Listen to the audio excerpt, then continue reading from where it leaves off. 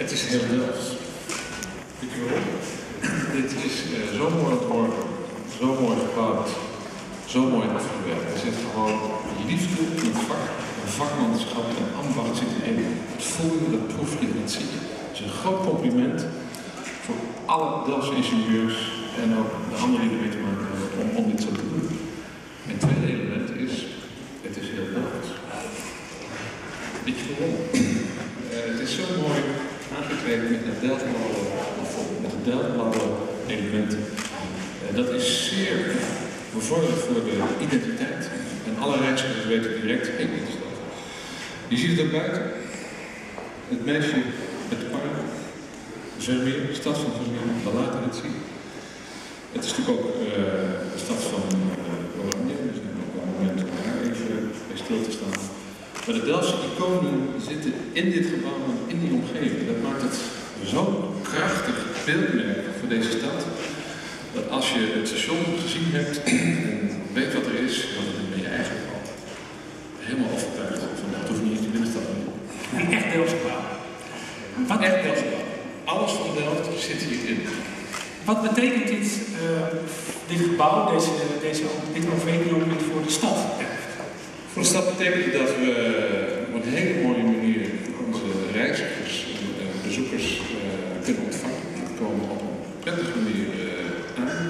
We worden verwelkomd door jou, Rotte, een prachtige omgeving, worden heel snel in de stad geleid. Dus het is zeer gastvrij, zeer prettig ook, omdat je als reiziger direct ziet waar je mee bezig bent. Het benedenrand is transparant gemaakt, je kan overal de stad zien, dus je hebt niet een vervreemd gevoel, waar moet ik heen. En dat maakt het dus buitenwinkelvrij voor de reizigers. Voor de bewoners betekent dit een einde aan 6, 7 jaar zware bouwactiviteit. We hebben nog wel een paar dingen te doen, dames en heren, dat weten we ook. We hebben het knap volgehouden. Maar voor de bewoners is het ook een enorme verbetering van de kwaliteit van leven. Ja, en voor de mensen van Delft is dit de kroon op hun werk. Delft heeft dit gedeeld. De bewoners hebben dit gedragen en hebben ook altijd dit project gesteund. Ja, dat is vaak gemeten met bijna 80% van de bevolking heeft het altijd gesteund, ondanks de ellende, de omrijden en de financiële kosten. Ja. De financiële kosten wil ik straks nog wel iets over zeggen, heeft betrekkelijk weinig met de puddel te maken, met de stadskantoor, heeft er gewoon mee te maken dat we onze eigen bijdrage hebben gedekt uit de opbrengsten van de grond en de bouw van woningen. Net als heel veel andere steden in Nederland is dat effect eruit. Je zal zien dat mensen in de gaten gaan krijgen. Als je hier komt te wonen, zit je op 3 minuten lopen van de binnenstad. En 10, 12 treinminuten van de binnensteden van Rotterdam en Den Haag. Die krijg je er gratis bij. Dat gaat werken. Het is een fantastische plek om te zitten. Dus ik heb heel veel vertrouwen in de ontwikkeling van deze plek. Het vierde element is dat in dit stationsgebied, in dit station, mensen dingen gaan doen. Mensen vinden het leuk om je af te spreken, iets te bedenken.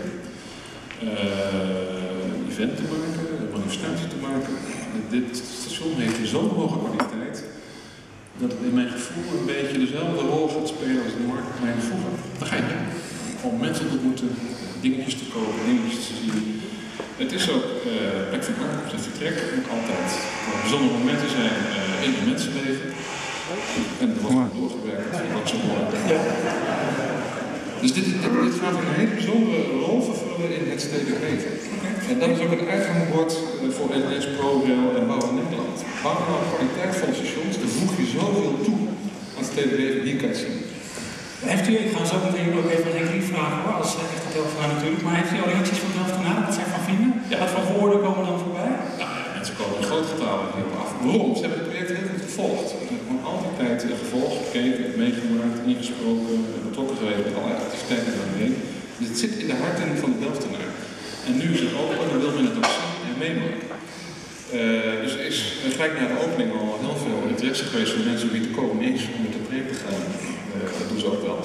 Want te zien wat hier gebeurt. Het leeft in de harten van Delft. Daar zijn wij zo vol mee. En ik zeg altijd maar, dit is natuurlijk een monumentaal project. Het is een project van de eeuw. We gaan hier 100 jaar mee vooruit. Dus iedereen die hier aan bijgedragen heeft, en zeker de bestuurlijke generaties, 15 jaar geleden tot nu, kunnen dit op een konto zetten. Hier doe je echt iets voor de stad. Dit doe je voor 100 of 150 jaar. Dan heb je deze enorme kwaliteit van de puls voor de stad. Daar moet je lef voor hebben. Je moet ook lef en moed hebben om dat vol te houden. En dan komt er wat doen. En het is gelukt. Ik kom zo meteen wat uitgebreider bij Timo, maar misschien, we hebben het even gehad over de Delftenaren, wat jullie ervan vinden. Hebben jullie al idee, NS, hoe de reis